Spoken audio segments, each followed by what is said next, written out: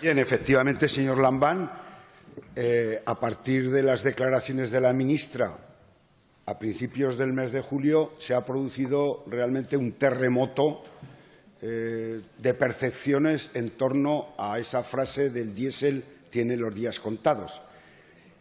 En la primera afirmación que hace, vamos a ver, no hay ninguna directiva europea que prohíba el diésel. Lo que hacen las directivas europeas en la homologación de tipos de vehículos exigir condiciones cada vez más estrictas para cumplir los niveles de CO2, NOx y partículas.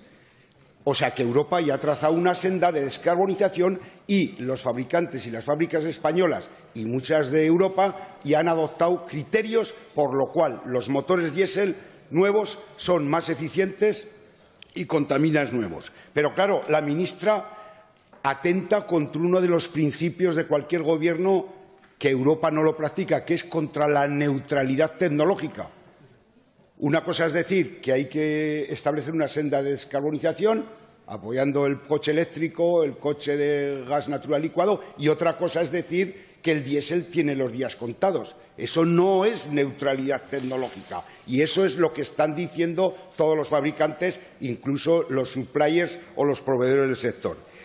A la industria ha sembrado alarmas porque en España hay fábricas de motores y en Aragón hay fábricas de componentes que suministran componentes a motores diésel.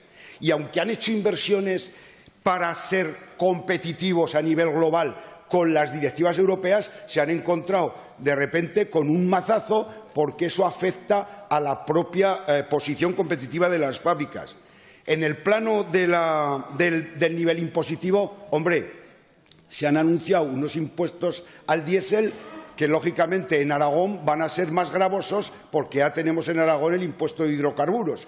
Y yo no sé si esos impuestos, al final, en Aragón, los usuarios del diésel van a pagar el impuesto de Aragón y ahora el nuevo luego hay una discriminación también a los aragoneses con los impuestos.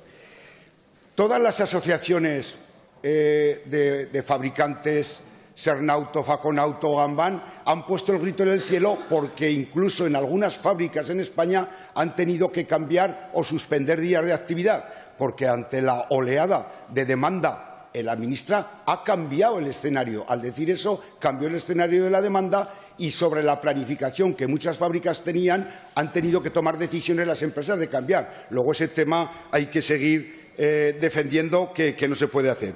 Y en el plano impositivo, como decía, y sobre todo los ciudadanos. Un ciudadano normal que tiene un vehículo diésel, a partir de esa afirmación, su valor se ha disminuido.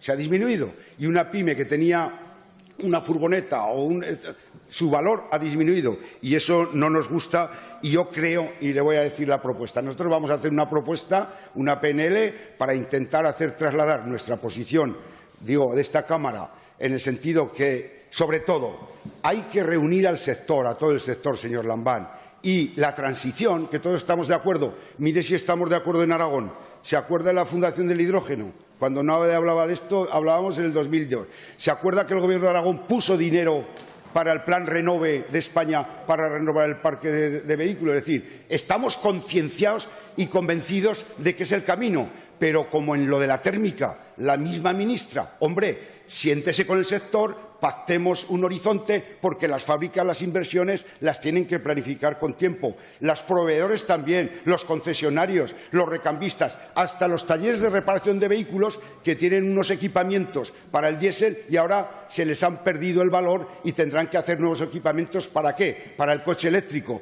pero pactado sobre todo con todo el sector, y el Gobierno de Aragón puede liderar porque tenemos una fábrica, en España se fabrican 1.300.000 vehículos diésel y aquí en Aragón unos cuantos. Gracias, señora Aliaga.